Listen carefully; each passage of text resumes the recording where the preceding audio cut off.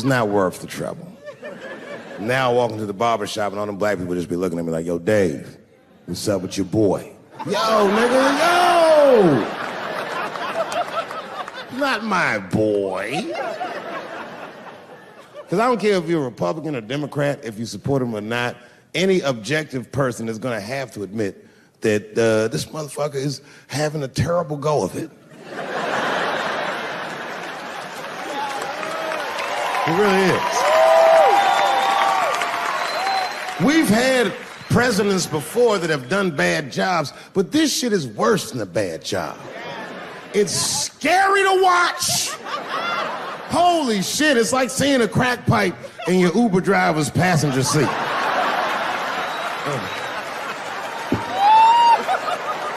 The fuck is wrong with this guy?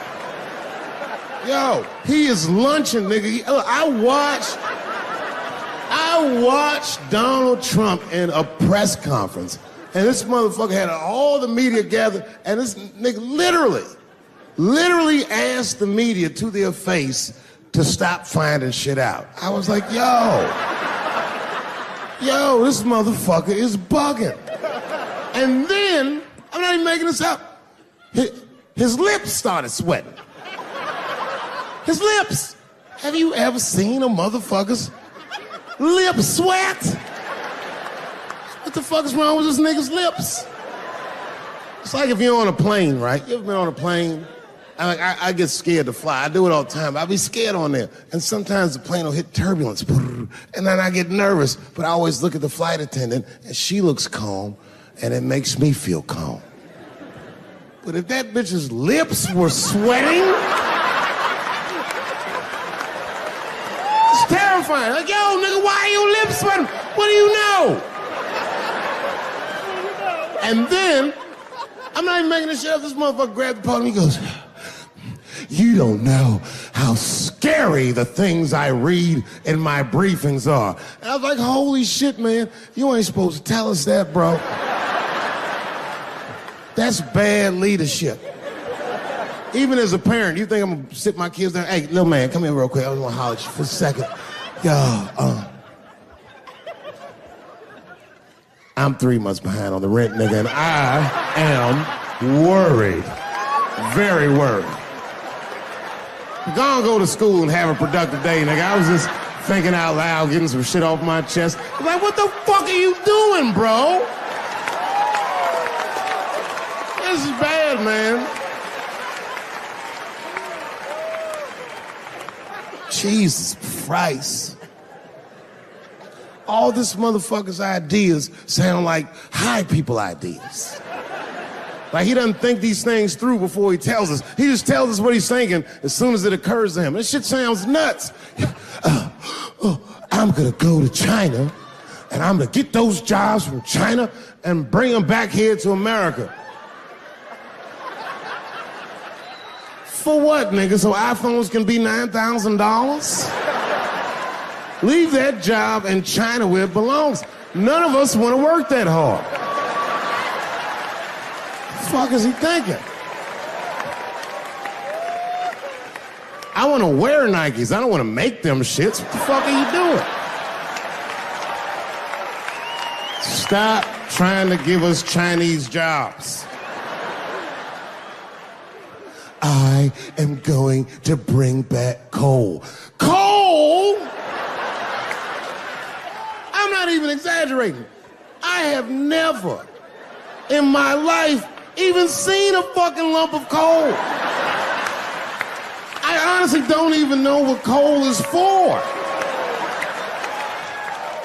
If you're gonna have motherfuckers digging around in the dirt looking for shit, find me some truffles, nigga. That's what I'm about. And these truffle prices are getting out of control. If it gets any worse, I'm gonna be back down to regular butter like everybody else. Veins, he didn't even buckle. You know, like many black men my age, the first time I voted was 8 years ago. Right. I saw Obama on TV. I said, oh, I'm voting for this nigga. I remember the day I voted for Obama. I voted in Ohio, and my vote matters in Ohio. Ohio is a battleground state. But when I pulled up to the polls, all the soldiers were in line. There were so many black people in that goddamn line, I didn't even know it was the polls. I thought it was a check cashing place.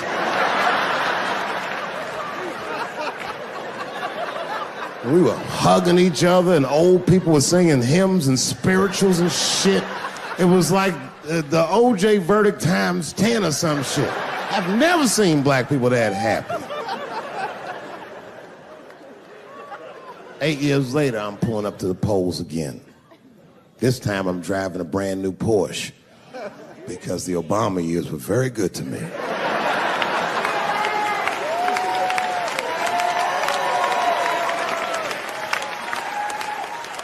I was early voting, and when I parked my car, I figured out something that it would take the rest of the country another week to figure out. I understood that Donald Trump was going to be our next president because in Ohio, unlike D.C., you could see the results in the parking lot. Saw these goddamn pickup trucks and tractors and shit.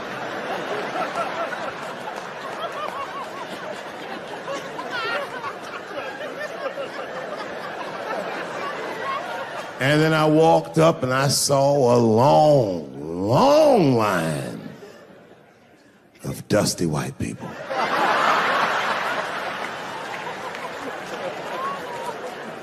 Yes, ladies and gentlemen, these were the poor whites. And I must tell you, I've never had a problem with white people ever in my life.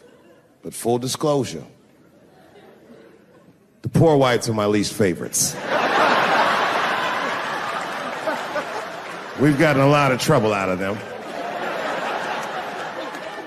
And I've never seen so many of them up close. I looked them right in their coal-smeared faces.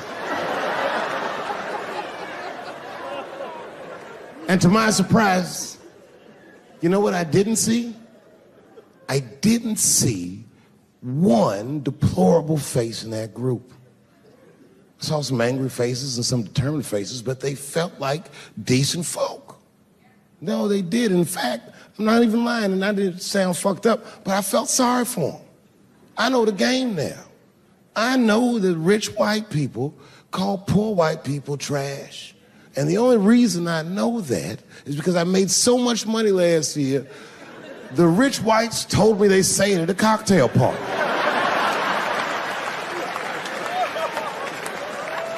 And I'm not with that shit. And I stood with them in line like all of us Americans are required to do in a democracy. Nobody skips the line to vote. And I listened to them. I listened to them say naive, poor white people things. Man, Donald Trump's gonna go to Washington and he's gonna fight for us. I'm standing there thinking to my mind, you dumb motherfucker.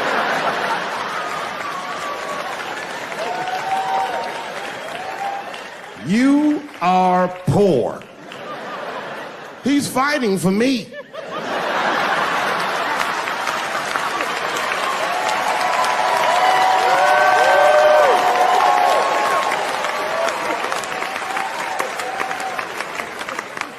And they all looked at me. They could tell who I was voting for just as easily as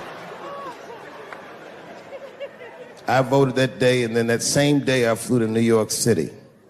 I had work. That night I was in a comedy club in New York, and I said to an audience almost exactly what I just said to you. And I didn't know that there was a journalist in the room. And this journalist wrote an article. The headline of the article said, Dave Chappelle is an avid Donald Trump supporter. Yeah, I had no idea the paper said that. And you know how I found out? My wife called me from Ohio the next morning in a goddamn panic. David, what the fuck is going on in New York? I said, I'm being good, but what have you heard?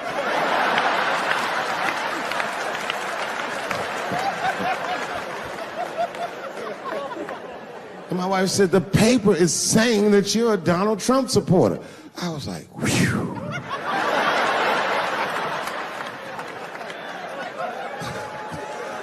I said, don't worry about that shit, baby. Nobody in their right mind would believe that. And she said, no, David, people believe it. And then she started reading the comments to me. Oh, they were terrible. All these black people calling me all kinds of Uncle Toms and shit. I should tell you, buddy, this is a very serious allegation from one black to another.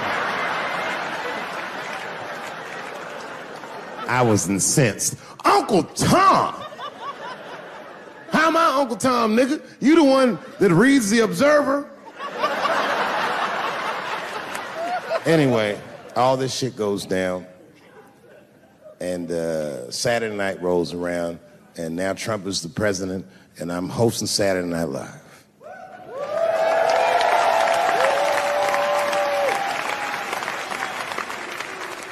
And I didn't really prepare my monologue, I just kind of winged it. And at the end of the monologue, I don't even remember what I said. I said something like, fuck it, we're historically disenfranchised, and we're going to give him, something about we're going to give him a chance if he gives us a chance. I don't know what I said, but whatever I said, I really wish I didn't say that shit. That's who they were voting for. But do you guys know what we all had in common? Not one of us, not a single one of us, looked like we felt good about what we had to do in that booth. We were just doing our goddamn duty. Yes, I voted for Hillary Clinton. Of course I did. I voted for her because I liked what she said vastly better than I liked what he said. But to be honest with you, at that point, that shit was like watching Darth Vader do the I Have a Dream speech. That bitch is mean as hell. She'd already Karate Kid swept Bernie Sanders' legs from underneath him. Boy, it was hard voting for that shit. But it was the lesser of the evils. I know you were a Clinton supporter, Miss. I am sorry to say like that. It didn't feel bad voting for her, but it didn't feel as good as it should have. She was gonna be our first woman president. They were gonna make coins out of this bitch.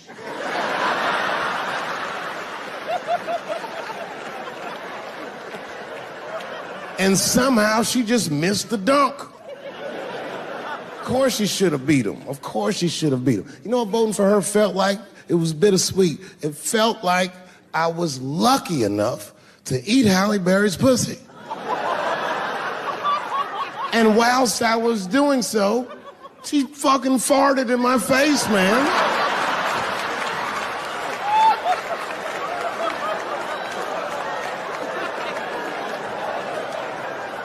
Now you understand, I'd still do it. But boy, I wish she didn't fart in this great nation's face. I didn't say anything, Dave Chappelle, because I was having a wonderful time, and I wasn't sure how you'd feel about it. I said, you knew how I'd feel. And she said, I'm going home. I don't want any trouble from you. I said, home? It's only 2 songs left. I mean, we might as well finish the night. And we ended up having breakfast together. Everybody's mad about something. Recently, I got attacked online by some gay bloggers, and it hurt my feelings. I have no problem with gay people, but I fucking hate bloggers. I'm not saying it because this person was gay. They was acting like a bitch online. They was mischaracterizing my jokes, trying to make a point off of me, when it's like, yo, I'm your ally, motherfucker. I'm not trying to stop gay people. I got better shit to do. This motherfucker was saying things to try to get gay people to beat me up. Seriously, he was like, Dave Chappelle's jokes. I don't know how he actually talks when he's making his voice up. Dave Chappelle's jokes were an affront to the manhood of all gay men. What the fuck does that mean? I didn't say anything that would allude to gay men not being men. I know you men. In fact, what could be manlier than fucking another guy in the ass? It's the most gangster shit I've ever heard of in my life. I told you I'm not cut out for that. I'm a pussy. I said, I have a superhero idea. He goes, really? I go, yeah, he's a gay superhero. He was like, really? What's it called? Huh? Oh, it's called Same Hero, New Boots. It's about a gay sous chef in San Francisco. He gets bit by a radioactive rat on his shift when he's taking out the trash, and is blessed with powers beyond his wildest dreams. Supersonic, gay kind of powers. And he starts saving everybody in San Francisco. But at first, he only saves gay people. Later, he saves everybody, and the whole city just falls in love with him. The only problem is, no one remembers him when he saves them. Well, I don't understand. Why wouldn't they remember him? I said, because, dummy, he's gay. He keeps changing his outfit. People come up, thanks for saving, mister. What's your name anyway? And he's like, same hero, new boots and emotions. You think I hate gay people, and what you're really seeing is that I am jealous of gay people. Oh, I'm jealous. I'm not the only black person that feels this way. We blacks, we look at the gay community and we go, God damn it, look how well that movement is going. Look how well you are doing. And we've been trapped in this predicament for hundreds of years. How the fuck are you making that kind of progress?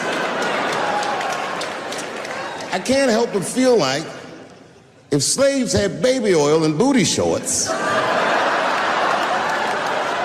we might have been free 100 years sooner, you know what I mean? If Martin Luther King was like, I want everybody to get up on them floats, get your bodies good and shiny. The only reason I ever been mad at the transgender community is because I was at a club in LA and danced with one of these niggas for 6 songs straight. I had no idea. And then the lights came up and I saw them knuckles. I said, oh no! And everybody was laughing at me, hi, world star. I said, why didn't you say anything? Then I heard that sultry voice. I didn't say anything, Dave Chappelle, because I was having a wonderful time. And I wasn't sure how you'd feel about it. I said, you knew how I'd feel. And she said, I'm going home. I don't want any trouble from you. I said, home? It's only 2 songs left. I mean, we might as well finish the night. And we ended up having breakfast together. Oh, grow up. That doesn't make me gay. I just titty fucked her. His titties are as real as any titties in L.A. It's 2 o'clock in the morning. I was just borrowing a little friction from a stranger. Whoops. And they've canceled people that are more powerful than me. They canceled J.K. Rowling. My God, J.K. Rowling wrote all the Harry Potter books by herself. She sold so many books, the Bible worries about her. And they canceled her because she said in an interview, and this is not exactly what she said, but effectually, she said gender was a fact. And then the trans community got mad as shit. They started calling her a TERF. I didn't even know what the fuck that was. But I know that trans people make up words to win arguments. So I looked it up. TERF is an acronym. Stands for Trans Exclusionary Radical Feminists. This is a real thing. This is a group of women that hate transgender. They don't hate transgender women, but they look at trans women the way we blacks might look at blackface. It offends them. Like, ooh, this bitch is doing an impression of me. I came in the club minding my own business, and a woman came up to me. She goes, oh my God, Dave Chappelle. And I was just being reciprocally nice. Hey, miss, how are you? Blah, blah, blah. Benign talk, nothing to it. And all of a sudden, this lesbian fellow stepped between us. Hey, nigga, that's my girl. I said, yo, my man, back up like that. She said, I ain't backing up off shit, nigga. That's my girl. I said, bro, you're gonna have to give me 3 feet like this. She said, stop calling me a man, motherfucker. I'm a woman. I said, what? And then I looked deep in this nigga's cheekbones. I said, oh my God, you are a woman. It was just too much for me to even wrap my mind around. But I tell you what, I unballed my fist immediately, and I softened my posture so that she would know she's in no danger. I even changed the tone of my voice. I said softly, sweetly, like a pimp might say. Bitch, I'm about to slap the shit out of you. I'm goddamn sick of it. This is the worst time ever to be a celebrity. You're gonna be finished. Everyone's doomed. Michael Jackson has been dead for 10 years, and this nigga has 2 new cases.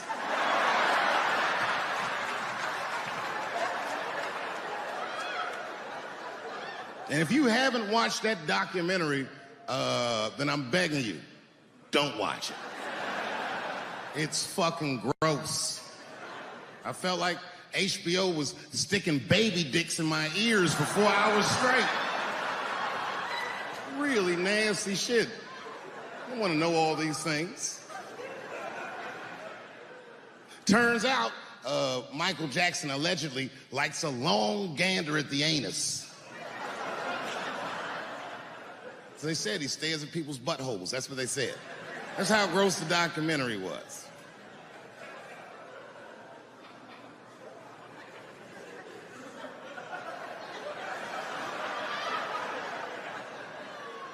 I'm gonna say something that I'm not allowed to say. But I gotta be real. I don't believe these motherfuckers. I believe it. But let me qualify the statement. I am what's known on the streets as a victim blamer. You know what I mean? If somebody come up to me like, Dave, Chris Brown just beat up Rihanna. I'll be like, well, what did she do?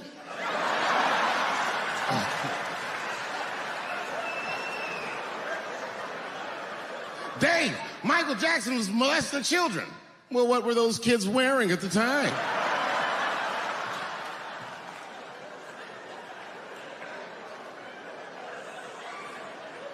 I don't think he did it. But you know what? Even if he did do it, you know what I mean?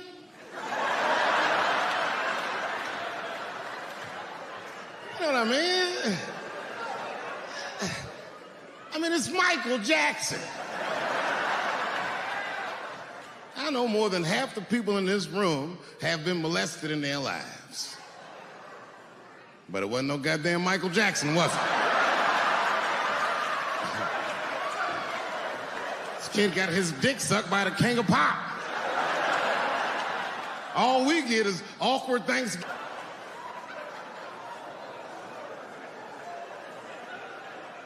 You know how good it must have felt to go to school the next day after that shit? Hey, Billy, how was the weekend? How was my weekend? Michael Jackson sucked my dick. And that was my first sexual experience. If I'm starting here, then sky's the limit.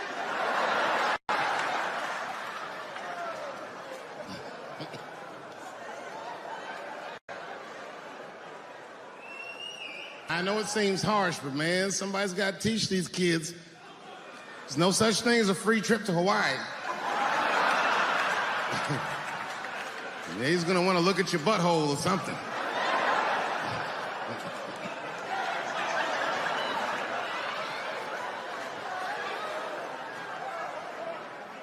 You know why I don't believe it?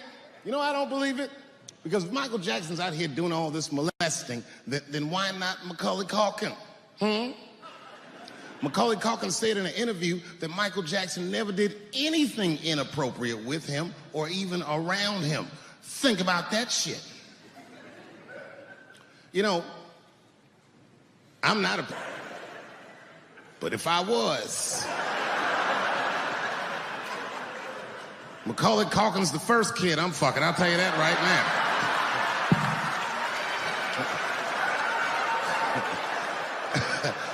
I'd be a goddamn hero. Hey, that guy over there fucks a kid from Home Alone. And you know how hard he is to catch.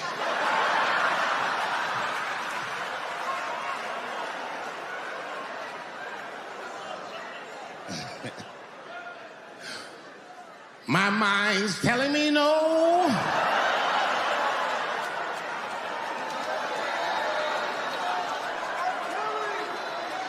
Okay, R. Kelly is different. I mean, you know, if I'm a betting man, I'm gonna put my money on he probably did that shit. I'm pretty sure he did that shit. You know, it was bad, okay? So a couple years ago, I was doing a show in Detroit, and I'm sitting backstage in my dressing room. A friend of mine comes by, this chick, Dream Hampton. Dream tells me, right before I'm going on stage, she goes, Dave, I'm working on a documentary about R. Kelly. Would you like to be in it? And I was like, nah, bitch, I'm cool. I went on stage, I just forgot about the shit. And then 2 years later, the documentary comes out, Surviving R. Kelly. And when it comes out, Dream's promoting the shit, and she keeps bringing me up. She said, I asked Dave Chappelle to be in my documentary, and he said it was too hot for TV. Bitch, I did not say that. It does not even sound like how I talk. Oh, that's too hot for TV? I would never say that shit.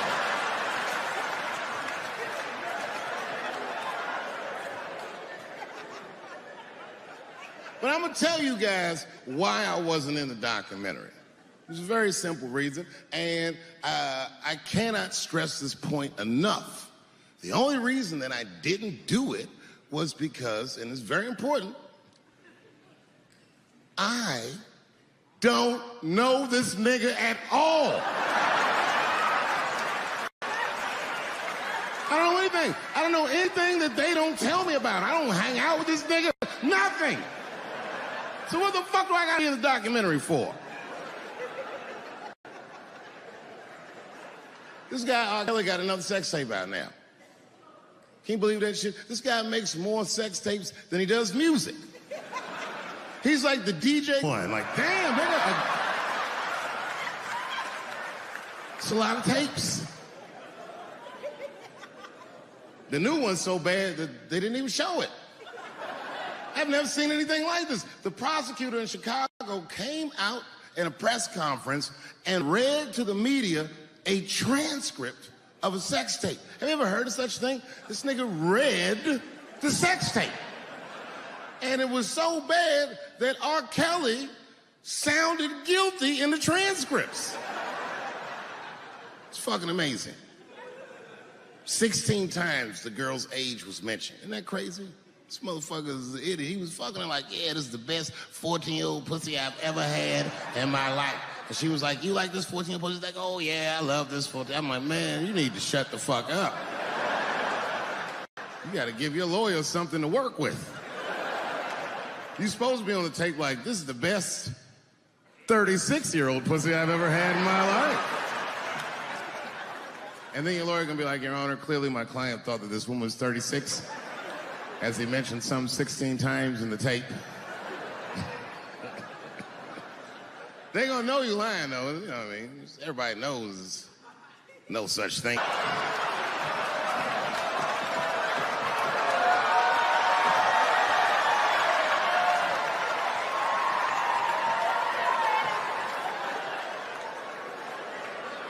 And now we get to the core of the crisis. What is a woman? What is that in this day and time? Is there even such thing as a woman or a man or anything? Seems to be a question nowadays. Now listen, women get mad at me, gay people get mad at me, lesbians get mad at me, but I'm gonna tell you right now, and this is true, these transgenders, these niggas want me dead. I've gone too far, I've said too much. And I gotta tell you, I'm very worried about it. I'm not even joking. Every time I come out on stage, I be scared. I be looking around the crowd, searching for knuckles and Adam's apples to see where the threats might be coming from. A nigga came up to me on the street the other day. He said, careful, Dave, they after you. I said, what? One they or many theys? How old is 15 really? Oh, that's a good question. That's a good question. I'm not saying that a person is as smart as they're going to be at 15. That's not what I'm saying, man. But I am saying 15 to me is old enough to decide whether or not you want to be pissed on. I mean, that's me. If you can't make a decision like that by the time you're 15, then just give up, motherfucker, because life is way harder than that. I make tougher decisions all the time. If you don't want to get pissed on, just get the fuck out of the way. It's not even a decision. If I start peeing on the front row, they're not going to have to calculate and think, oh, how do I feel about this? Am I okay with it? They just move. You can do that at 15. I could have.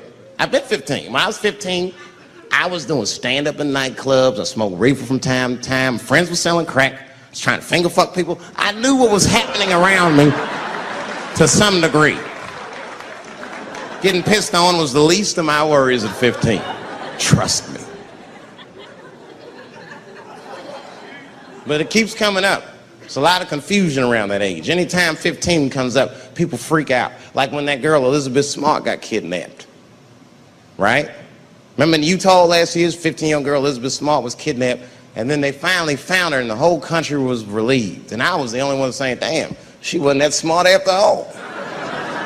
Not because she got kidnapped, that could happen to anybody. I'm not knocking her for that. I'm just saying, if you kidnapped me when I was 15, You gotta take me further than 8 miles away from my house, man. God damn. You can't hold me prisoner around shit I recognize. I'll break away. I'll break away. Fuck off me, nigga. That's my bus stop. I know where I'm at. I'm going home.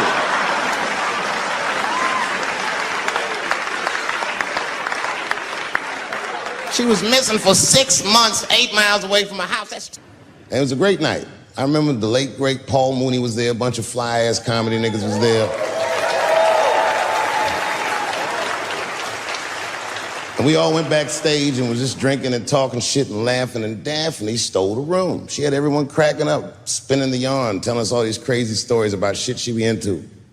We all laughing real hard, and as she's telling us and everyone's laughing, I'm looking around, I'm like, oh my God, she is funny. I pulled her aside and I said, you're hilarious. I didn't know that when you were on stage. I said, you're doing some things wrong, but I can help you. I said, anytime I'm in San Francisco, why don't you open the show for me, and I'll just try to give you some pointers, see if you can't work this thing out. And she said, are you serious? I was like, yeah. And she grabbed me real tight, hugged me, squeezed me, and I pushed her all violently because I'm transphobic. I said, boundaries, bitch.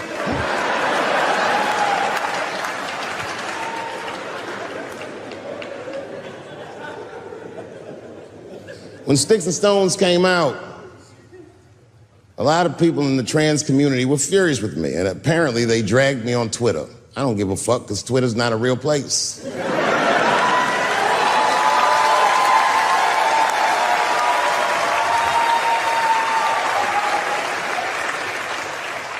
And the hardest thing for a person to do is go against their tribe if they disagree with their tribe. But Daphne did that for me.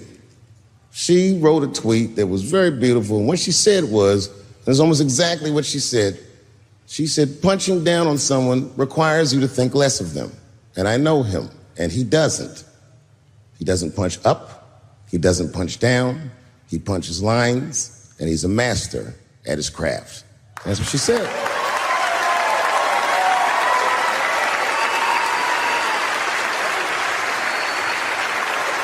Beautiful tweet. Beautiful friend. It took a lot of heart to defend me like that. And when she did that, the trans community dragged that bitch all over Twitter. For days, they was going in on her, and she was holding her own because she's funny. But 6 days after that wonderful night I described to you, my friend Daphne killed herself. Oh, yeah. It's a true story. My heart was broken. Yeah, it wasn't the jokes. I don't know if it was them dragging her. I don't know what's going on in her life, but I bet dragging her didn't help. I was very angry at them. I was very angry at her. I felt like Daphne lied to me. She always said she identified as a woman, and then one day she goes up to the roof of a building and jumps off and kills herself. Clearly, only a man would do some gangster shit like that. Hear me out. As hard as it is to hear a joke like that, I'm telling you right now, Daphne would have loved that joke. That's why she was my friend.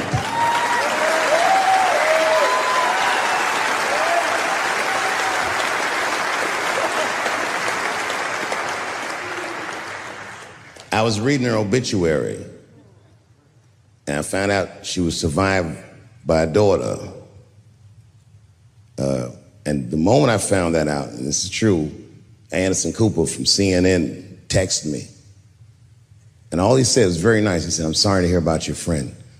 And I texted him right back, new phone, who this? He said, it's Anderson Cooper. I said, Anderson. I go, look, I need to find her family.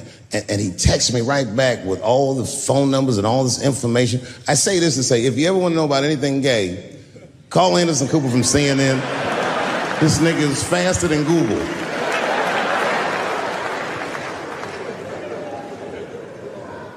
What I did is I got in touch with her family and I started a trust fund for her daughter, because I know that's all she ever really cared about.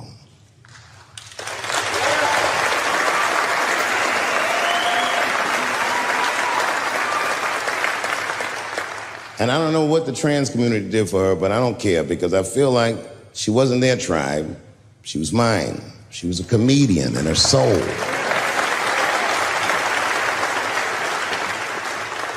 Her daughter is very young, but I hope to be alive when she turns 21, because I'm going to give her this money myself. And by then, I'll be ready to have the conversation that I'm not ready to have today. But I'll tell that little girl, young lady, I knew your father. And he was a wonderful woman.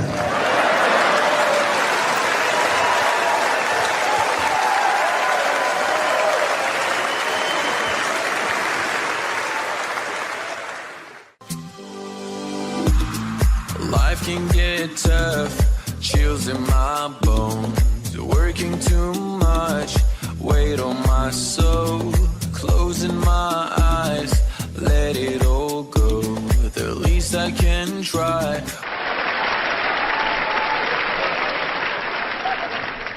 Sometimes, sometimes racism works out in black people's favor. Now, it doesn't happen often. It happens very rarely, but when it happens, it is fucking sweet.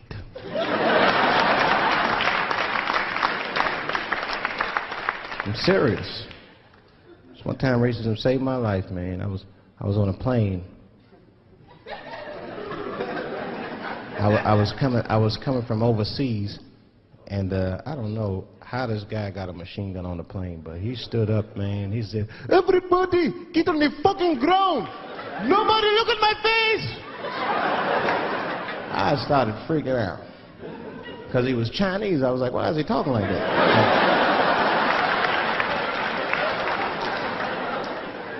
He was screaming and crying. I was the only brother on the plane. Well, I thought I was the only brother. I looked over, there was one other black dude. He was from Nigeria. I looked over at him, he was looking right in my face, man. He didn't say two words to me, he just looked at me, he was like...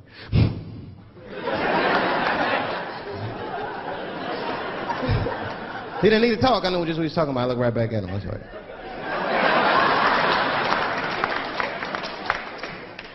Some white dudes on the front of the plane seen us, they were like, oh my God. I think those black guys are gonna try to save us.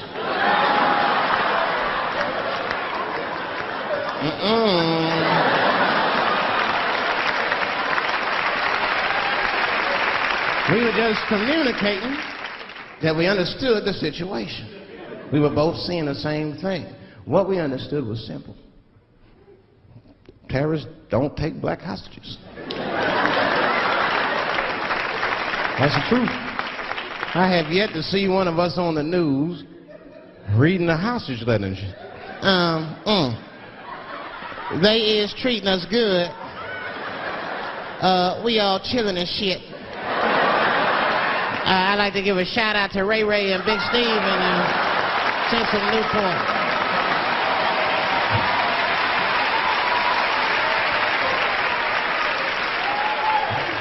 You're not gonna see it.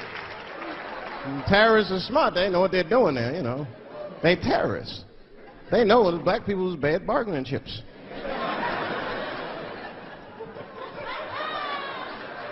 They called the White House and said, hello? We have got 5 black... Hello?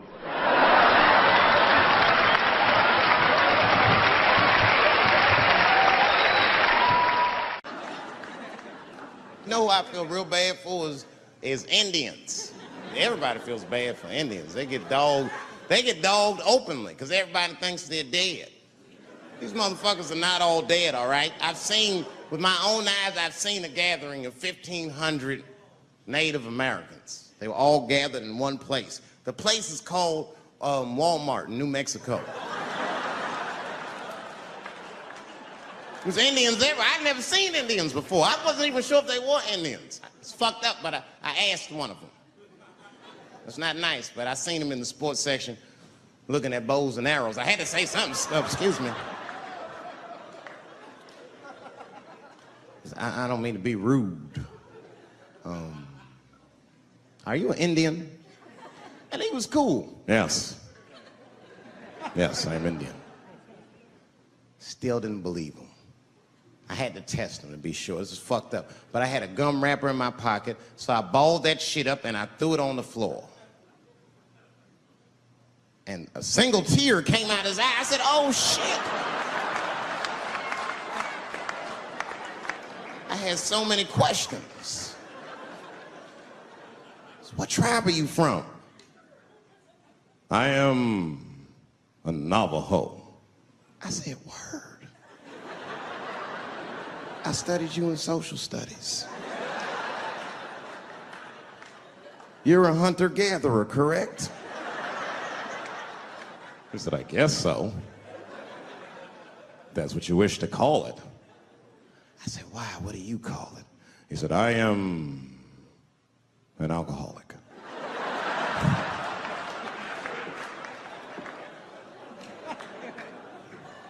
I said, well, what's your name, dog? He said, please. Dog is my cousin. That was a good guess. My name is Running Coyote. What is your name, friend? And that shit caught me off guard. I mean, I didn't want to say my name was Dave to a motherfucker named Running Coyote. This don't feel good enough. He just put me on the spot. I said, huh? My name, what? Oh, my name's Blackfeet. Then I changed the subject. Forget about me. What's going on with you? I want to meet your chief. Why don't me, you, and your chief and your friends get together tonight? We could have a real live peace pipe smoking ritual. We need to celebrate, nigga. I thought you were dead. And he set it up. It was beautiful. It was just like I dreamed. We was all sitting around. Them Indians was beating the drum. Some other Indians came out the back with a long blanket that was folded in half and put in front of us. Open that shit up, and on the blanket was a long wooden pipe with feathers. And bags of weed were all over the blanket. Chief walked over.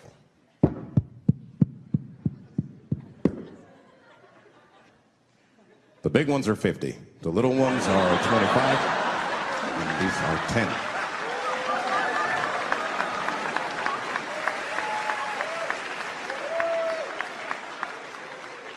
Me and those Indians got high as shit. I was baked. I told the chief, we was talking, I cut him off. Time out, chief. Sorry to interrupt. Fucking smashed, man. The weed's too strong. I'm itching. This is PCP, nigga. The spirits have got me. Chief, the spirits have got me. And the chief threw some water in my face. Calm down, blackface. Splash! I said, hey, it's Blackfeet, motherfucker. Take it easy.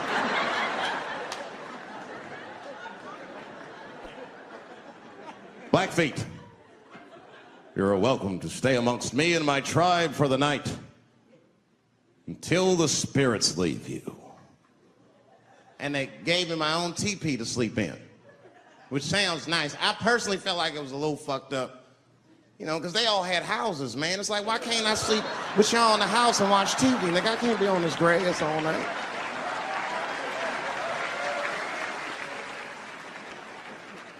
Yeah, Indians is rude, man. Everybody's rude. Indians, they eat nasty food. All they ate was corn and shit. Doritos, I think they call it. That's right. People only see the surface. They see the division in our foods. It's because I eat chicken and watermelon. They think that that's something wrong with me. Let me tell you something. If you don't like chicken or watermelon, something is wrong with you, motherfucker. There's something wrong with you. Where are all these people that don't like chicken and watermelon?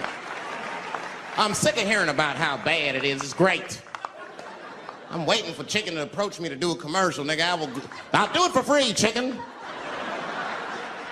It's the least I can do.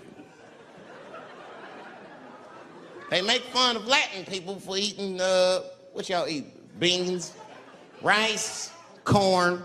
Listen, that's not a reason to hate a motherfucker, all right? It's funny, but it's not a reason to hate. The only reason these things are even an issue is because nobody knows what white people eat. You've been very good at keeping that shit a secret amongst yourselves. I study white people. You don't know that. I'm writing a paper on you. Not even for school, nigga, just to do it, just to get, I'm just doing this independent research. I'm spending my money, that's why I'm working so hard. I follow you around grocery stores. They freak out. I just try to peek in the cart. They always say, get away from my cart, nigga. What are you looking at? Chicken and giblets are over there. You must be lost. These are vegetables.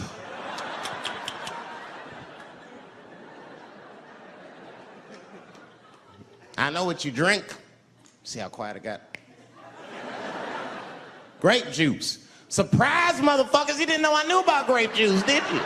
Oh, don't play dumb with me. Look at what is it? A lot of black people don't have the privilege of knowing about grape juice because they have grape drink. It's not the same formula that you get. Ain't no vitamins in that shit. You might have one of your black friends over. Todd, would you care for a glass of grape juice? What? Nigga, what the fuck is juice? I want some grape drink, baby. It's purple. I don't think I know what a grape drink is. What? I have some apple juice if you want. What the fuck is juice? I want some apple drink. Scream.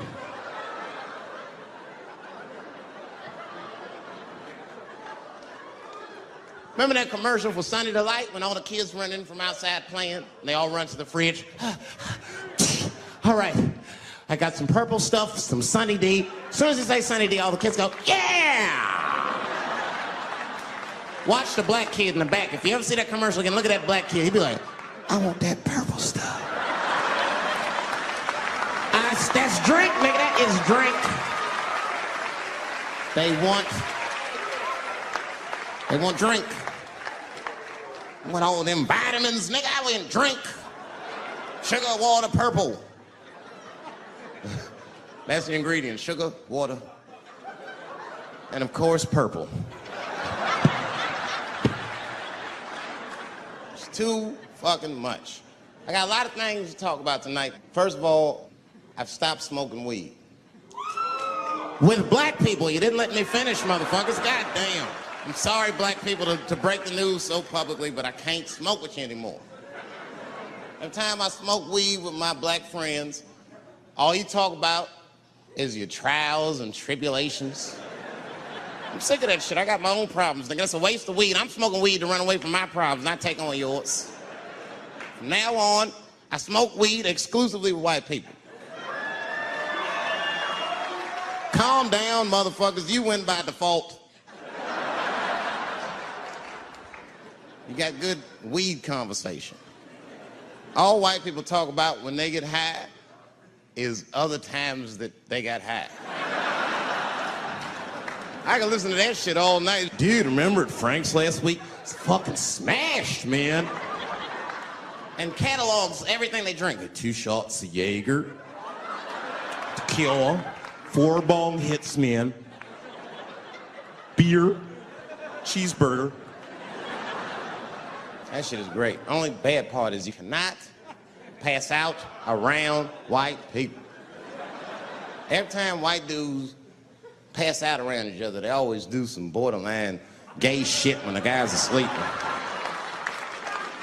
Frank fell asleep, so he like stuck a carrot in his ass and put shaving cream on his balls. Like, why, motherfucker? Why would you do that to a friend of yours? He trusted you enough to sleep around you. You gonna put a carrot in his ass? Is that nice? I tell you right now, if I put a carrot in a black dude's ass, a nigga will kill you when he wakes up for some shit like that. That is an automatic death sentence on the street. It's a rap for you. I'm gonna kill that motherfucker. I thought y'all was friends, baby. What happened? I fell asleep at his house, right? We was drinking, and I fell asleep at his house, and while I was sleeping, right? I'm just gonna kill that motherfucker, all right? That's all you need to know. And fuck carrots. I know it's fucked up, but I tell you the truth. You know, everything's funny. Everything's funny until it happens to you. 3 months, a mere 3 months after that terrible attack that Chris Rock endured, I was on stage at the Hollywood Bowl, and a lunatic jumped out of the crowd and attacked me. Now, I gotta tell you, if it happens to you, you don't even know what the fuck is happening. It was like slow motion. I just looked over. I don't know this nigga. And I just looked and said, oh my God, I'm being attacked. And this motherfucker was ragged. He jumped at me. He was like, ah! I'm old, but I'm fast. I caught this motherfucker's head with my hand and pulled his hoodie over his eyes. I can still feel his head in my hand. It was spongy. He had been growing dreadlocks. Not the beautiful dreads that Rastafarians grow. These were accidental LA homeless dreads. This shit had leaves and sticks and bottle caps and shit in it. Some kind of grease. I was like, ugh, like this. And then I fell down. And he knocked me all the way on the ground. And I was like, man, this is a bad situation. I'm like, I don't know if I'm gonna die or what's gonna happen. But in that moment of vulnerability, you know what occurred to me that had never occurred to me before in my life? In that moment, it occurred to me that bodyguards should not wear dress shoes to work. Travis! This nigga Travis came out slipping and sliding on some kind of beautiful loafer and fell flat on his back. Pop. I said, oh my God. Now both of us are down. I gotta handle this shit myself. So I popped right back, boom. And then the kid that knocked me down, he popped out, boom, and we looked at each other and realized at the same time, I was bigger than him. And that motherfucker took off running. And I started to chase him, and I said, fuck him. And I picked the microphone up. I said, I'm gonna finish this show now.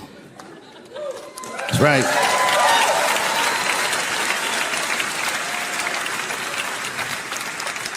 For 3 months before that, I'd been making fun of Chris Rock. And people would ask me all the time. They'd say, Dave, what would you do if you were Chris Rock and Will Smith slapped you in the face? And to this day, the answer is the same. Well, I don't know what I would have done. I've never been in a situation that extreme. But I do know now what Will Smith would not have done. And that is enjoy the rest of his evening. Man, listen. We gave that kid a good while. We was whooping his ass. Not we, I mean, I was on stage trying to think of a joke to tell, but they was beating this nigga up right behind me. Everybody could see it.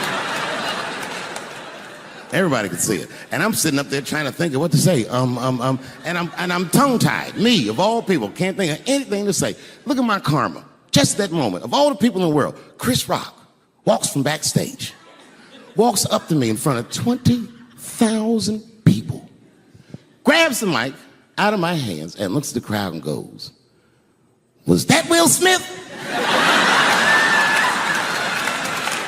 Man, motherfuckers fell out of their chairs laughing. I was standing there looking stupid. I was fucking furious because I'm thinking in my mind, nigga, this is my attack. You got attacked 3 months ago. Now you have jokes. So I snatched the mic back from Chris and tried to get one off, but my shit did not go good at all. I didn't know what to say. I was just like, it was a trans man. And the crowd was like, boo. It's LA, we like trans people, boo. I know, I felt so bad. I felt so bad. But I know why I did it. You'd have to be there to understand, but man, when that guy tackled me, it was like it's like a movie or something. You gotta picture this. Picture a famous person you like. Every famous person you could imagine was at that show. It was like the biggest night that Hollywood had ever seen. And when that guy tackled me, he cleared the bleachers. I had to watch the tape afterwards to know this happened, but as soon as he tackled me, Jamie Foxx was the first motherfucker that jumped out of the crowd. He was wearing a white cowboy hat like he knew this shit was gonna happen to him. Never seen this nigga in a cowboy hat before. And Jamie started chasing that motherfucker around like any given Sunday. And that kid was fast as shit, was juking and shaking, and he broke Jamie's ankles, and he just kept running. And then Jon Stewart from The Daily Show ran from backstage and jumped at this motherfucker like Super Jew. He was like, ah! And the kid seen Jon coming, so he jumped back, and Jon went flying that way. And this kid was fast, and then he turned around. He sees the emergency exit. He starts running for the emergency exit.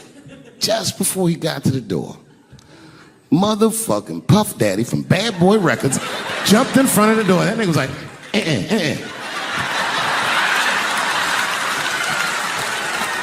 Boy,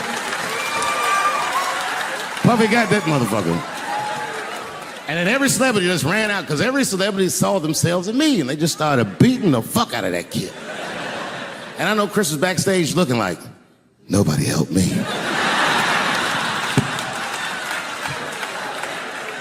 Everybody hates Chris.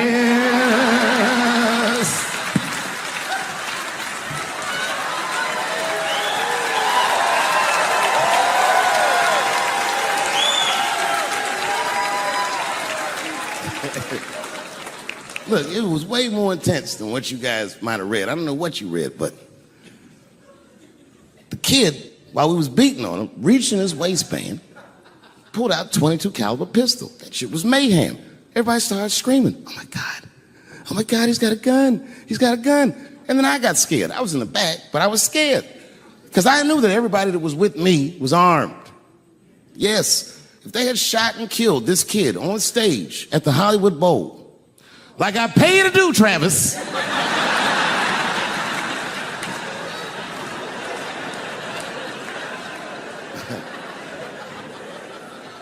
But Travis G'd up. Travis wrestled the gun out of the kid's hand, and then he took it like this and tried to chamber the round, and he couldn't. So he pulled the trigger, and it wasn't a gun. A knife blade popped out of the front. I guess this kid was gonna stab me. Some scary shit. So the next night, even though I didn't have a show, I said, I gotta get right back on stage. And I went and did a show. And someone in the audience screamed out, Dave, what happened with the attack? And I didn't know there was journalists in the room. All I said was that this nigga had a knife that identified as a gun. I got 6 more weeks of bad press for that joke. I didn't even do nothing to this nigga. That was not right. That was not right. And then the New York Post went to the jail and interviewed my attacker like he was some kind of hero. And I read that interview. It turns out the entire attack was my fault. Yes, I triggered him. I didn't mean to. I had done jokes about the homeless. It turns out this young man was homeless. And I mean, there's no way I could have known this. But I will say, for a homeless guy, this nigga had incredible seats.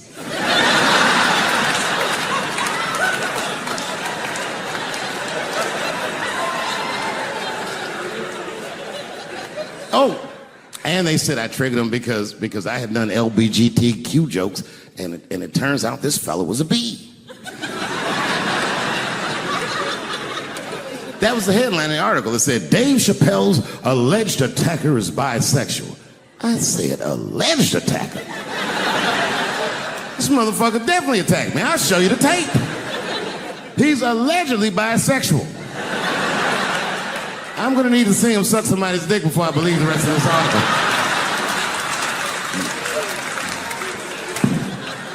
I read that shit in the paper. I was horrified. I was like, oh, bisexual? I could have been.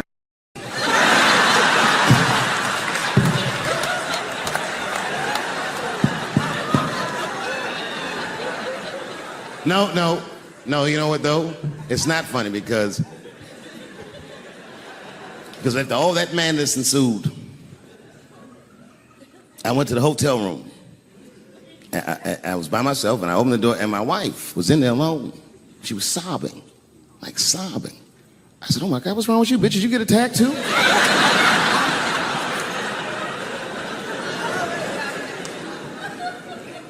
And she's crying. She said, oh my God, David.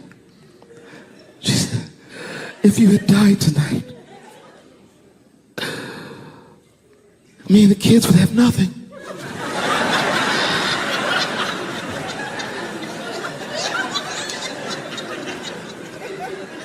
Then I knew it was serious.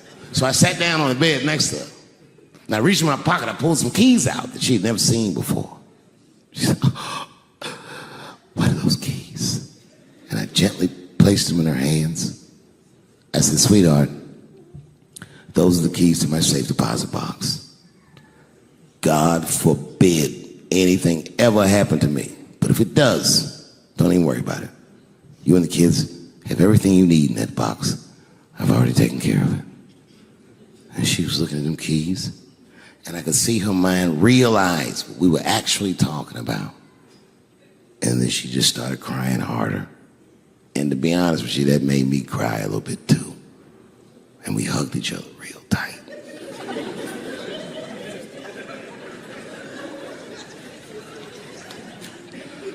Do you know this bitch looked in the box while I'm alive and well?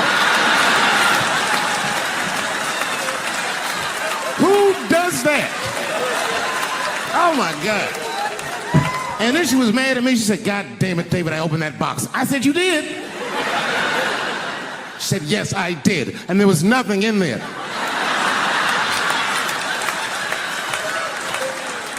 I said, nothing? Oh. She said, nothing except your stupid joke book. I said, whoosh. I said, well, sweetie, look. If you tell those jokes exactly how they're written, you and the kids should be fine. They're really good jokes.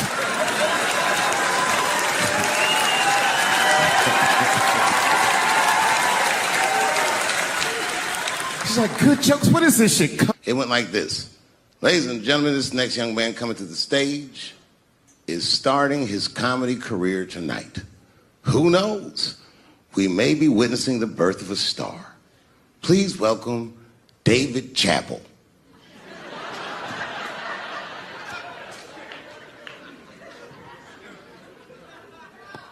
From the first time that I ever held a microphone, I was sure this was it. I knew I was home. I knew I had found my thing. And my God, man, I was a child. I got good. Matter of fact, I was good from the moment I started. And I'm not saying this to be a braggart. I'm telling you the truth. These old niggas was in awe of me. How is this little boy so poised? They used to say. I was. I mean, you know, I got better, but...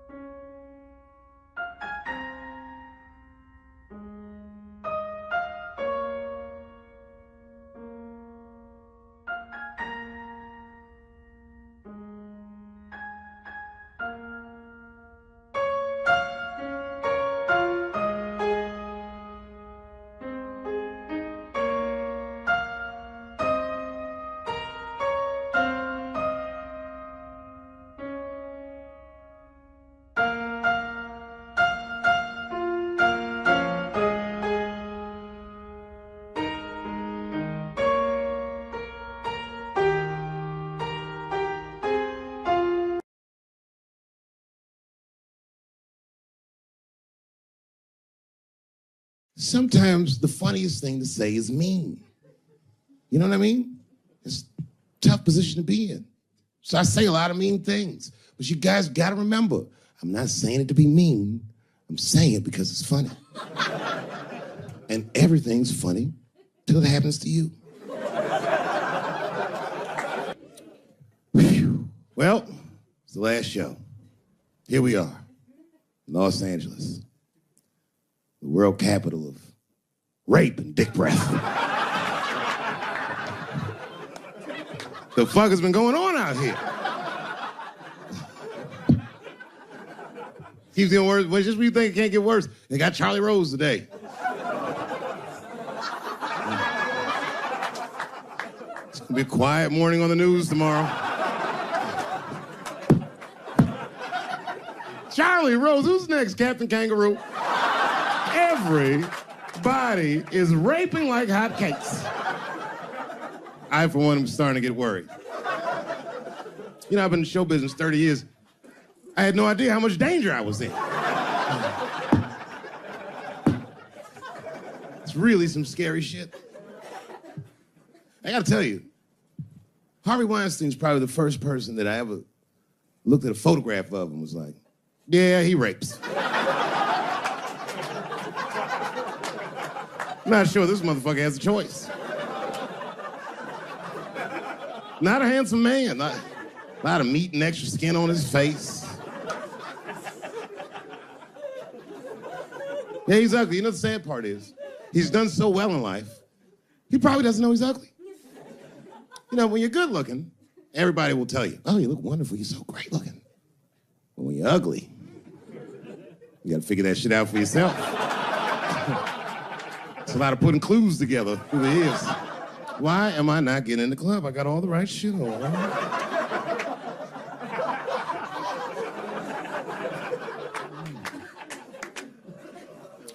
Because if it was Brad Pitt doing that shit, he wouldn't have heard a peep. The girl would just come back down like, I got the part.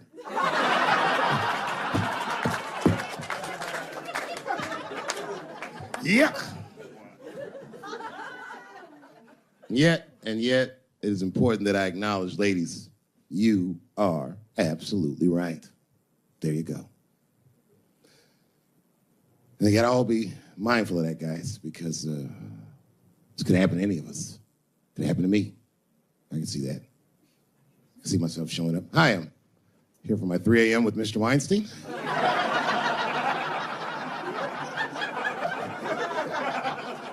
Hey, Harvey, I got your text. I'm here to talk about the script. Seems like it's gonna be hard to read in candlelight, but I guess I could try.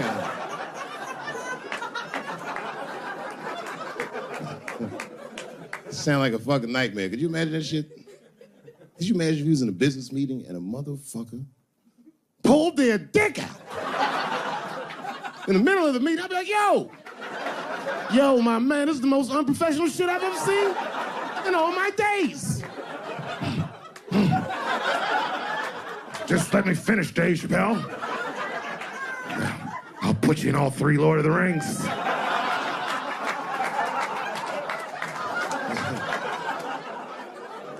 Hurry up, nigga. I have other meetings tonight. I have a 4:30 a.m. at Brett Ratner's house. And, I believe it's wardrobe fitting.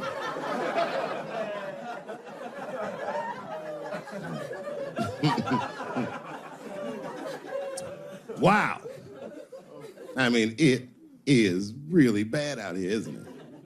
Kevin Spacey's out here grabbing men by the pussy. I didn't even know that was possible. Jesus Christ. You got the guy from Star Trek, The Next Generation. That's who we got. Last time, it sounds like he was more than that, but that's who set it off. He's 14 years old, and Kevin Spacey costumed him at a party, which I gotta say, by the way, for the record, been to a lot of parties in my day. Never been to a good one that had 14-year-old boys in it. Not even when I was 13, you know what I mean? Who wants to kick it with a bunch of hubba bubba chewing niggas like, having a good time, nigga? Yeah. Ironically, the kid grew up to be gay anyway, which means Kevin Spacey can Sniff that shit out like a truffle pig. Yeah, he's one of me. And not the victim blame, but it seems like the kind of situation that a gay 14-year-old would get himself into. I know I didn't say that right, but it's true, nigga. Like, you know why I say that, though? Because I went to an arts high school, and, like, all them niggas was gay, man. Like, in high school, all them dudes was gay. And them gay dudes was way more mature than the rest of us, and we didn't know why. We just knew they was mature. You ever see a gay dude at lunch? Perfect posture, nigga sitting there. Eating responsible.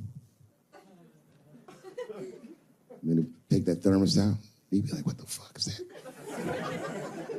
Is this nigga drinking wine with lunch?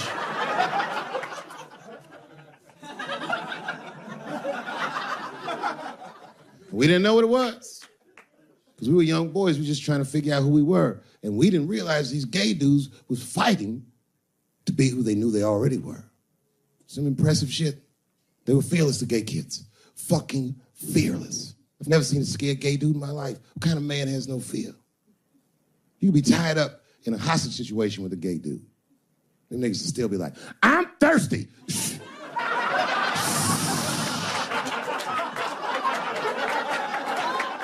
I'm thirsty, David. I need something to drink.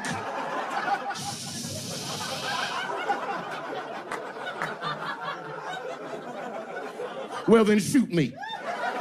I would rather die of a bullet than dehydration, nigga. I am thirsty. I need some water.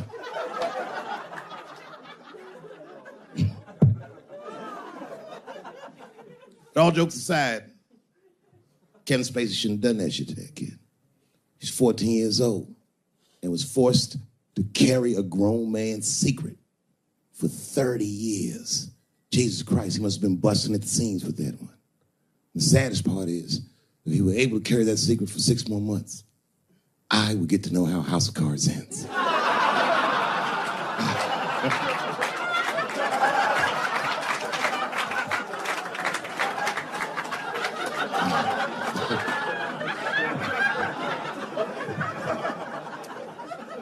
Yep, ladies and gentlemen, these are dark times. New York Times said that Louis C.K. jizzed on his own stomach. Now, I've busted a lot of nuts in my day. None of them were newsworthy. Shit was really gross, because they didn't just say it like I said it. They didn't just say jizz on the stomach. They said it in that fucking Pulitzer Prize-winning style that the New York Times has. It was very descriptive, like, you know what I mean? Louis C.K.'s semen shot out like a volcano of misogyny, slowly drizzling down like lava, covering his freckled penis as it slowly dripped to a fiery crown of red hair. Jesus Christ, I'm trying to eat some huevos rancheros and these niggas is...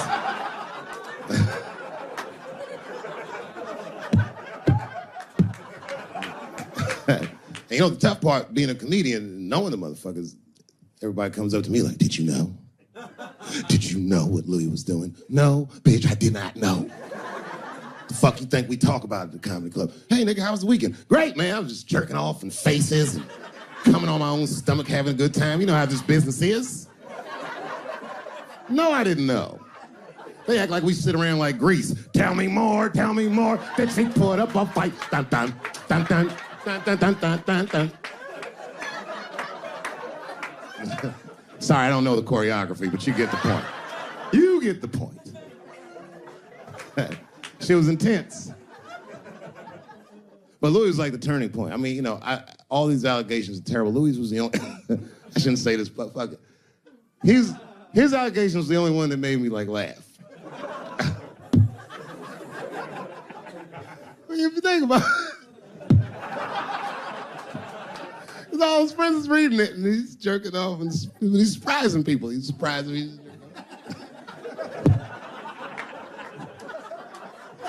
I just picture all the comics in comedy just reading it like, what?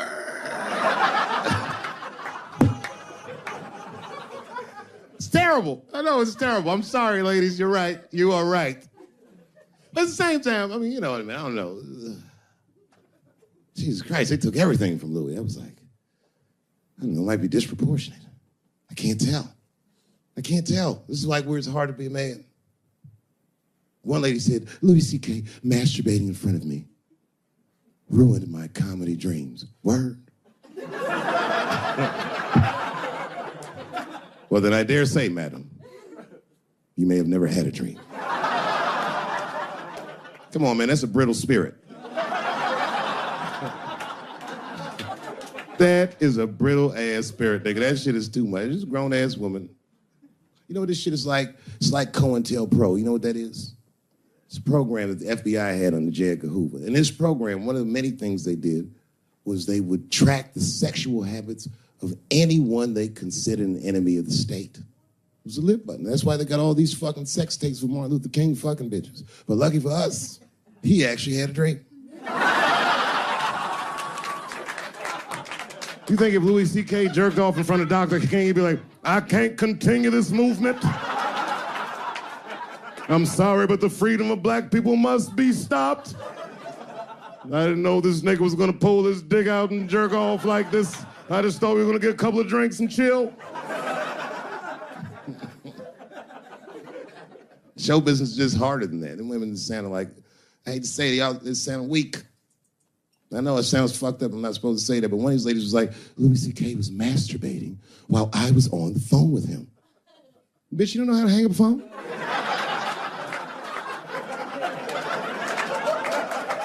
How the fuck are you going to survive in show business if this is an actual obstacle to your dreams?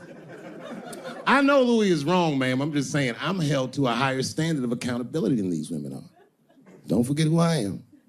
Don't forget what I am. I am a black dude. And don't ever forget how I got here. My ancestors were kidnapped. I don't even know where the fuck I'm from. They were put on the bottom of boats. They sailed them across the Atlantic. Many of them died.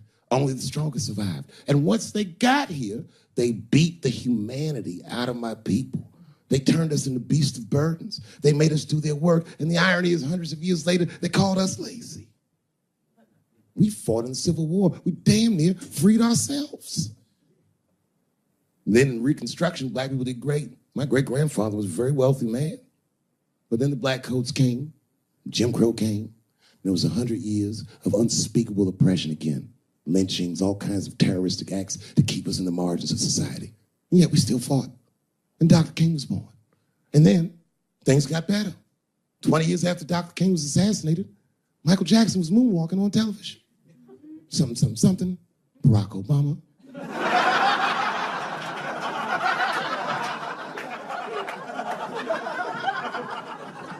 Donald Trump, and now here we all are. 400-year nightmare. Took us 400 years to figure out as a people that white people's weakness the whole time was kneeling during their national anthem. That's a brittle spirit. That's right, nigga. On the rock, it's regular. Ah! Ah! What are you doing, nigga? Stand up!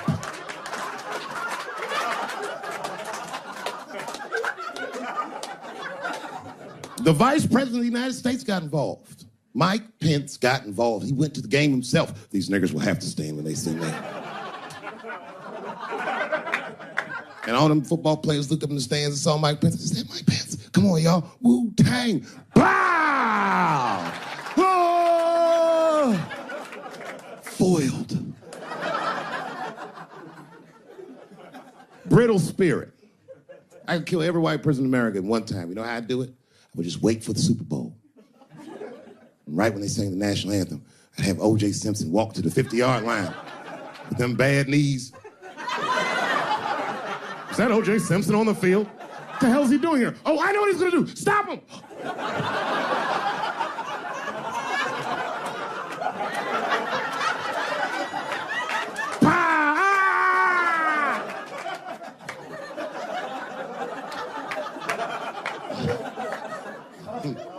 You gotta man the fuck up, y'all. I don't mean to be disrespectful, because, man, I know you're upset what I said, but, you know, I know you're right, but come on, baby, it's me. I was right once. Remember that? Does anybody remember when I was like missing from show business for 12 years? Remember when I had like this really popular show and I quit? I remember I walked away from $50 million. A lot harder than walking away from Louis' freckled dick.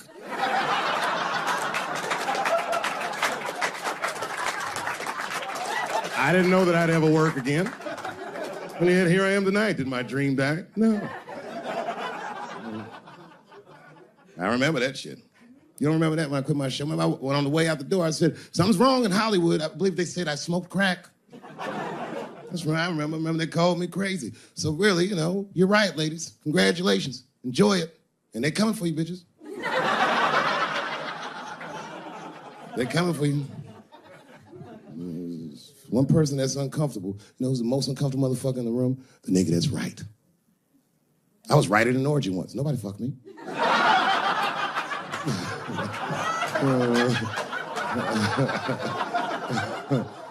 I was just walking around like Tom Cruise at the movies, just looking.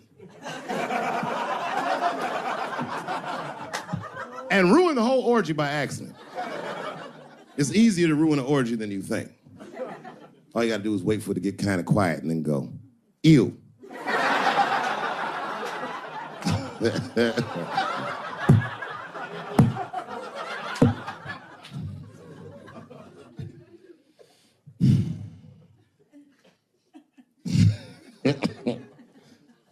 I know I feel bad.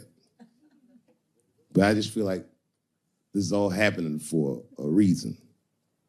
And ladies, I want you to win this fight. 10 years ago, I might have been scared, but you know, I got a daughter now, so if you win, she wins. So I'm rooting for you. And I agree with you. At least ideologically, I do. I don't know if you're doing it just right, but I mean, what am I to say? I don't think you're wrong. I just think that you can't make a lasting peace this way. You got all the bad guys scared, and that's good. But the minute they're not scared anymore, it will get worse than it was before. Fear does not make lasting peace. That's black people. And that's what it is. What this city really needs, without irony, I'll say this, the cure for LA is in South Africa. You motherfuckers need truth and reconciliation with one another. Because the end of apartheid should have been a fucking bloodbath by any metric in human history, and it wasn't. And the only reason it wasn't is because Desmond Tutu and Mandela and all these guys figured out that if a system is corrupt, then the people who adhere to the system and are incentivized by that system are not criminals. They are victims. And that the system itself must be tried. But because of how systems work is so compartmentalized as far as information, the only way we can figure out what the system is if everybody says what they did. Tell them how you participated. Because men want to help, they're just scared. Because Ben Affleck tried to help. Hey, what happened to these ladies is disgusting. Oh, nigga, you grabbed a titty in 95. All right, fellas, I'm out. Fuck that, I ain't helping. I just want to help. I want to be a good guy. Like, I can't even say the word Me Too anymore. The nigga tonight was like, Dave, I'm going to the comedy club. I was like, I am also going to the comedy club.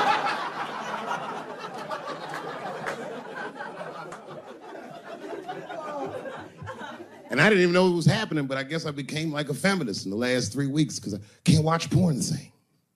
Like, I watch it sometimes, but I can't click on these motherfucking thumbnails, not with those titles. Guy crams young girl in the ass with hard right. I can't click on that. Come on, nigga, give me something I can click on. Dude gets sucked off by a midget. Little person, I say to myself. It takes me hours to find one clip. What the hell is this? Marginally groomed feminist enjoys consensual sex with vaguely homosexual guy with penis the same color as mine. Click.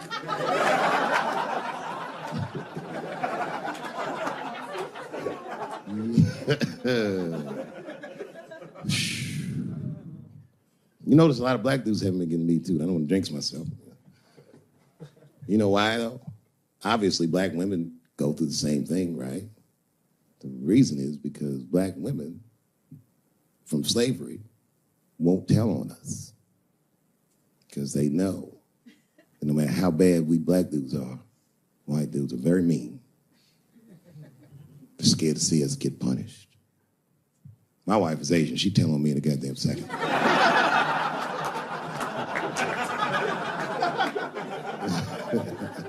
Ain't no fucking up in the Chappelle household. And the wildest shit about it is I live in Trump country.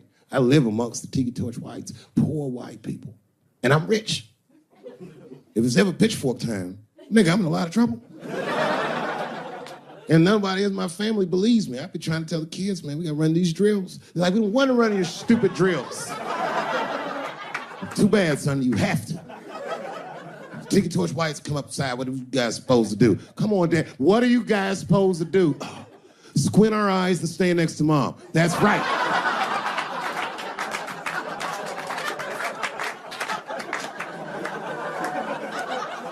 And what are you gonna bring me? Your gun and your groundskeeper uniform. That's right. I'll go outside and see what they want.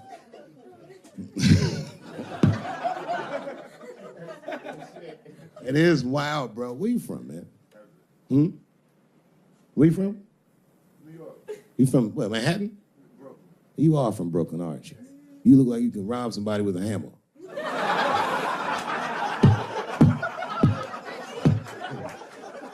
Brooklyn niggas rob you with shit they find around the house. I just got stabbed with a toothbrush. This nigga must be from Brooklyn. I'm fucking around. Yeah, man. Well, you ladies are right. To be honest with you, your lives look terrifying to me. They do, man. I know nothing about being a woman, but I know fear. Yo, I used to live in New York when I was 17. And I couldn't even pay my bills. You know what I did to make money? I used to do shows for drug dealers that wanted to clean their money up. One time I did a real good set, and these motherfuckers called me in the back room. They gave me $25,000 in cash. I was probably 18, 19 years old. I was scared. I thanked them profusely. I put that money in my backpack. I jumped on the subway and started heading towards Brooklyn at 1 o'clock in the morning. Never been that terrified in my life. Because I never in my life had something that somebody else would want. I thought to myself, Jesus Christ, if motherfuckers knew how much money I had in this backpack, they'd kill me for it. Then I thought, holy shit. What if I had a pussy on me all the time?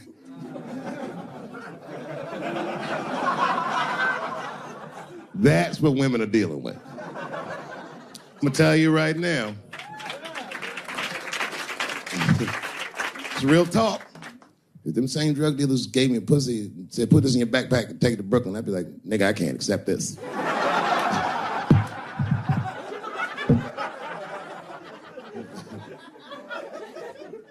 I empathize, man, you know.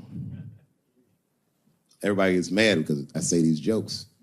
But you understand that this is the best time to say them. More now than ever. And I know there's some comedians in the back. Motherfucker, you have a responsibility to speak recklessly. Otherwise, my kids may never know what reckless talk sounds like. The joys of being wrong. I didn't come here to be right. I just came here to fuck around. It's hot in here suddenly, isn't it? I wonder where that heat came from. I wonder what happened to me. Where did I go for 12 years if I wasn't raped?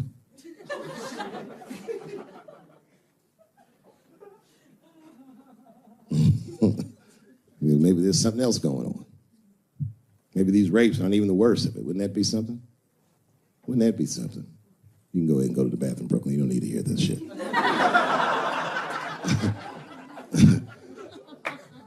You see that motherfucker right there? He's under an enormous amount of pressure.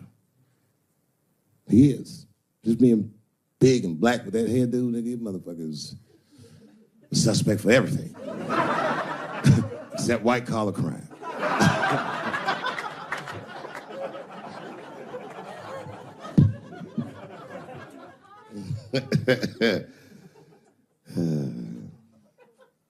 Sometimes I wouldn't talk about where I went, but y'all don't even want to know. I was gone for a long time, nigga. I was in the upside down.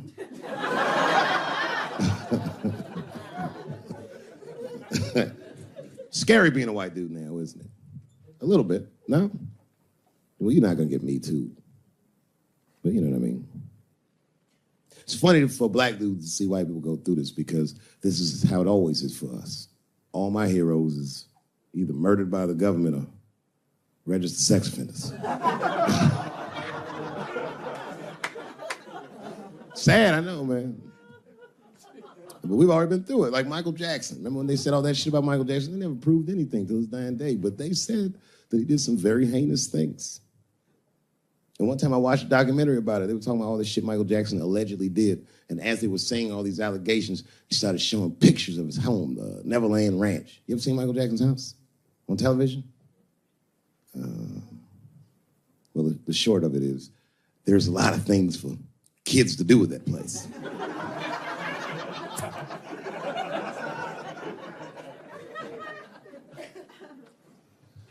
And I saw the whole thing, exotic animals and Ferris wheels and merry-go-rounds and shit. And the more they showed it, the more certain I was that I don't think Michael Jackson did any of those things they said he did. His house didn't look sexual. It looked like he was flossing on those motherfuckers. It didn't look like he was trying to fuck kids. It looked like he's just trying to impress them. Like, this nigga's Jay-Z for kids. Like, he's just walking through his house. This is my cotton candy machine. It makes 3 tons of cotton candy a day. You know, all the cotton candy you want. This closet is filled with nothing but custom-made karate slippers. Isn't that cool? Shall I have my monkey bring us more cupcakes? Hey guys, let's watch a movie. What movie do you want to see? Home Alone. Oh, no, don't touch the DVD player. Macaulay Culkin's here, he can act it out. Come on, Macaulay. Act out Home Alone for my guest. And the kids was like, man, you are all right, mister. This is fantastic, man. We had you all wrong. All wrong? What? I don't understand. What do you mean? Huh? Oh, well, you know, man, we thought it was going to be the usual. Like, you're going to have us come over and give us some wine cooler and, you know, suck our dicks. What? Suck your dick? You faggot-ass kids. Why trying to suck your dick, nigga? I was trying to show you a better life. Bubbles, get these kids the fuck out of my house. You're just like everyone else. Hollywood is no place for moral absolutism. You know what I mean? We must never forget that R. Kelly peed on a 15-year-old girl. And he also wrote, I Believe I Can Fly. Same guy, same lifetime. If I showed you that video of him peeing on that girl and scored it to I Believe I Can Fly, he'd be torn. I used to think that I could not go on. You wouldn't know how to feel. If I can see it.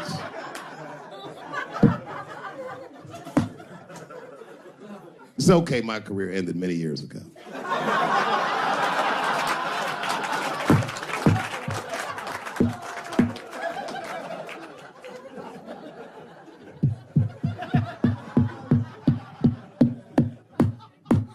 Order. No, I'm terrible. I'm sorry, everybody. I'm sorry. You want to know what happened to me? Yeah. No. It's tempting, but I don't want to talk about it. Maybe at the end, when I run out of things to talk about. Actually, I'm almost there. I'm just trying to tell you what happened to me was I just didn't have a good go of it. I don't know what you guys think happens when you quit a successful show like this. I'll tell you what doesn't happen. They don't go, hey, well, good luck with your future endeavors. That's not what happens. It was cold out there. For real, I had to watch it all go down without me. I had to watch all those people do my show, Key and Peele and Amy Schumer and Mind and Mencia. Well, I'm not going to say they were doing my show. I'm just saying they were awfully similar. I was mad. And people would come up to me on the street and be like, yo, nigga, just every once in a while. Most people thought I was crazy, but sometimes people come, yo, nigga, you did the right thing, man. You my hero. Nigga, I don't want to be your hero. I want to be rich.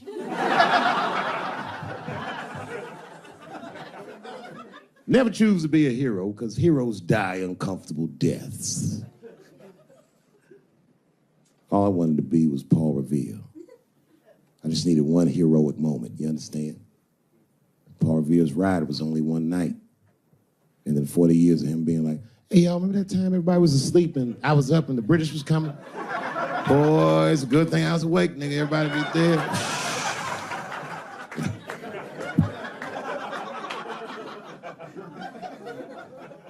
That's why I want to start a GoFundMe for Colin Kaepernick.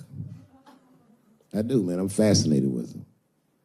I want to make sure he never has to play football again. He can if he wants to. I just don't want him to have to. Because why the fuck not? I know he's rich and people would be like, I'm not giving a GoFundMe to a rich dude, but you should. You should. Because that motherfucker's life was going great. He's so light-skinned, he didn't even have to say he was black. And yet, he took a knee during that anthem for us. Thought about us when things were going good, when his belly was full, when he didn't think about his livelihood or any of that, and they took his livelihood away from him. I'm like, man, that shouldn't be the way it is.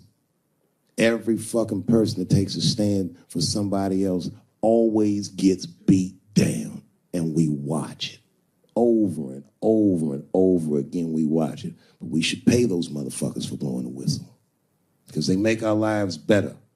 And we could change the narrative. We could make one motherfucker have a good outcome for doing the right thing. And that would make another motherfucker be brave enough to do the right thing. And if you did that, the niggas like Harvey Weinstein wouldn't rape for 40 years because bitch went a stupid-ass part. We should take care of each other. Wouldn't it be nice to be like, remember that time they was going to kill Jesus, but then he got all that money?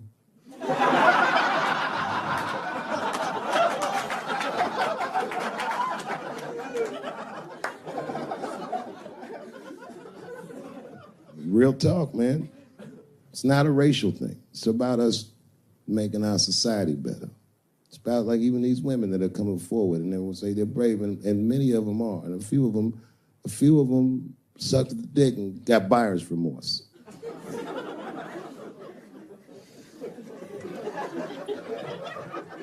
Yo, that's a huge omission from this narrative. This wouldn't have gone this far if some women weren't willing to do it. You can't ask every woman to hold the line. Some women can carry things heavier than others. So we should fight for one another. We should forgive the ones of us that are weaker and support the ones of us that are stronger. And then we can beat the thing. When you guys keep going after individuals, the system is going to stay intact. You have to have men on your side. And I'm telling you right now, you're going to have a lot of imperfect allies. I'll tell you what happened, but I can't say it directly. There's a book, to me, that encapsulates my entire experience before I left the show. And the book is called Pimp.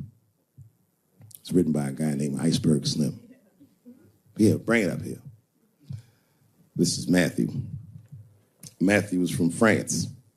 He's white. And yet, he has an original copy of this book written by a black American who was a pimp in the 40s.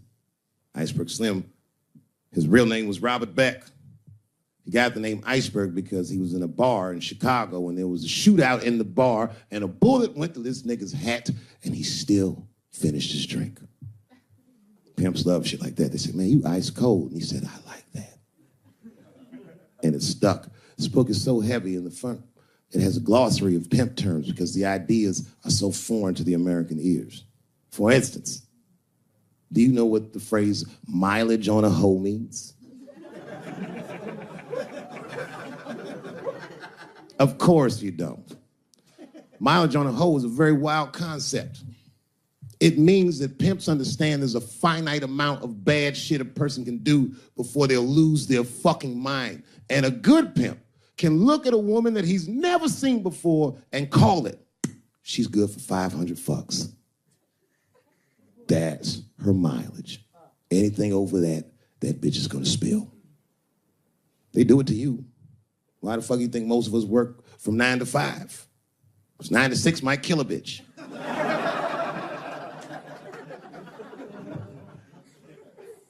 Iceberg Slim was the one that broke down what a bottom bitch was. Does anyone know what a bottom bitch is? Anyone?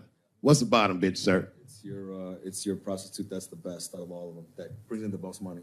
That's right. That's exactly right. Are you black? That's right. A bottom bitch is a pimp's number one hoe. She's even the bitch that helps him keep the other bitches in line. I will repeat. She's even the bitch that helps him keep the other bitches in line. If the pimp was McDonald's, then the bottom bitch is French fries.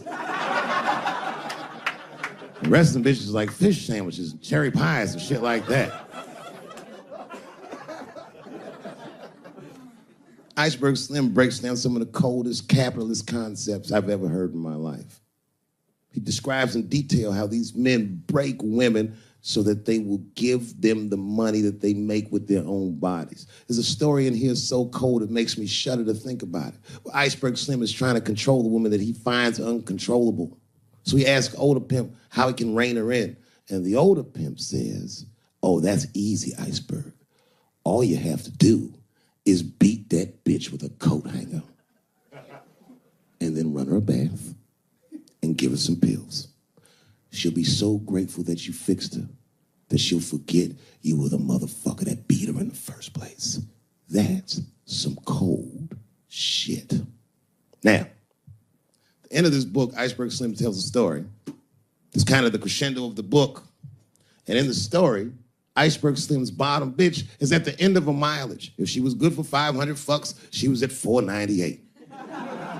She was bubbling. You could see it. She was going crazy. She started saying all kinds of shit. Oh, I always wanted to be in the circus. Circus, this bitch is loose. I can juggle too, you know. Juggle. He had to let her go. It's hard to let her go. A bottom bitch go. And he wasn't ready to let her go because his organization couldn't handle losing her. But she didn't know that. She didn't know how important she was. So what he did was he called her to a diner. He said, look, bitch, you and I got to part ways. She said, fine, motherfucker. I don't need you anyway because I know somebody at Ringling Brothers. She's like, all right, bitch, whatever. I got one last trick for you. It's a big money trick. You do this for me, you get paid, I get paid, and we go our separate ways. He said, fine, motherfucker, what do you want me to do? He said, okay, there's a guy in that hotel across the street. He's waiting for you in room number 7. I want you to go over there and I want you to fuck him.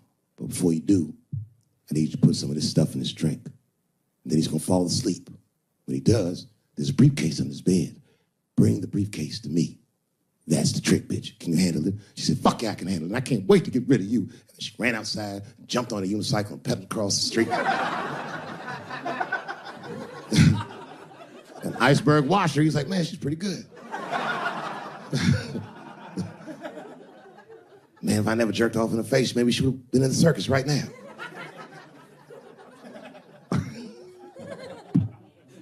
And she runs up to the motel steps and she disappears in room number 7. And she's gone for a real long time.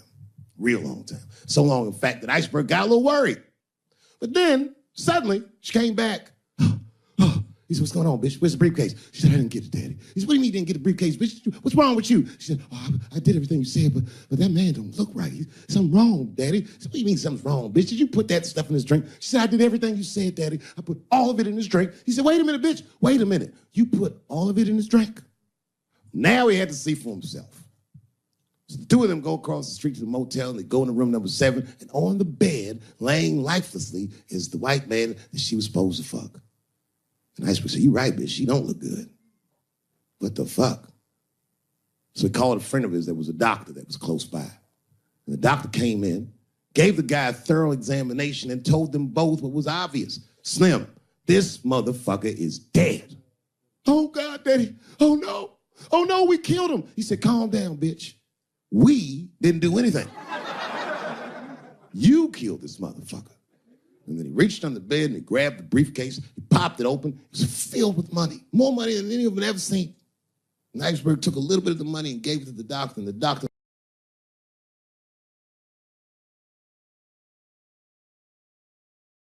sometimes the funniest thing to say is mean. You know what I mean? It's a tough position to be in. So I say a lot of mean things. But you guys got to remember, I'm not saying it to be mean. I'm saying it because it's funny. And everything's funny till it happens to you. Whew. Well, it's the last show. Here we are, Los Angeles, the world capital of rape, and dick breath. The fuck has been going on out here? Keeps getting worse. Well, just when you think it can't get worse, they got Charlie Rose today. It's gonna be a quiet morning on the news tomorrow. Charlie Rose, who's next? Captain Kangaroo? Everybody is raping like hotcakes. I, for one, am starting to get worried. You know, I've been in show business 30 years. I had no idea how much danger I was in. It's really some scary shit. I gotta tell you, Harvey Weinstein's probably the first person that I ever looked at a photograph of and was like, yeah, he rapes. I'm not sure this motherfucker has a choice. Not a handsome man, a lot of meat and extra skin on his face. Yeah, he's ugly. You know the sad part is, he's done so well in life, he probably doesn't know he's ugly. You know, when you're good looking, everybody will tell you, oh, you look wonderful, you're so great looking. But when you're ugly, you gotta figure that shit out for yourself. It's a lot of putting clues together through the years. Why am I not getting in the club? I got all the right shit on.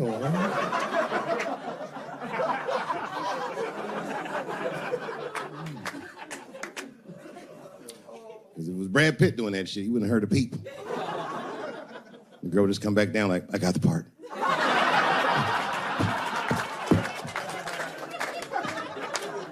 Yuck.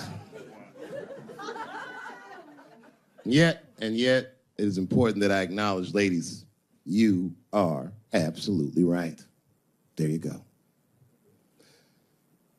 And they gotta all be mindful of that, guys, because this could happen to any of us. It could happen to me. I can see that. I can see myself showing up. Hi, I'm here for my 3 a.m. with Mr. Weinstein.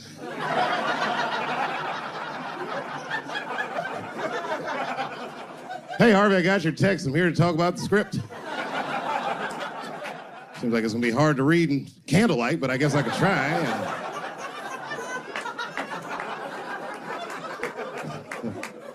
Sound like a fucking nightmare. Could you imagine that shit? Could you imagine if you was in a business meeting and a motherfucker pulled their dick out? In the middle of the meeting, I'd be like, yo, my man, this is the most unprofessional shit I've ever seen in all my days.